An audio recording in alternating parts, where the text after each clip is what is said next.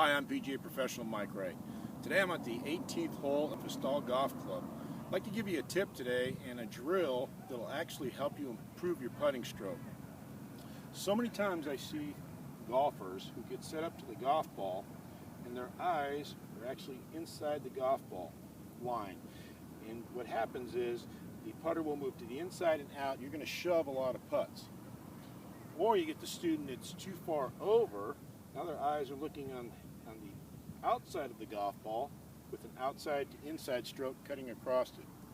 What this drill is, and this aid is, it's called a string drill. And all you're going to do is you can take two skewers and I put about 15 feet of string on it.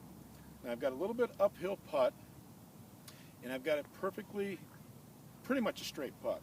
And what you're going to work on is you're going to get your eyes right over the golf ball, and the string will dissect the golf ball right in the middle. And from there, you just take it straight back, straight through right along that string.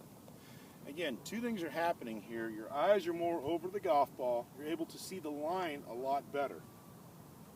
Other thing it's going to help you do is get your feet, hips, and shoulders square to your target line.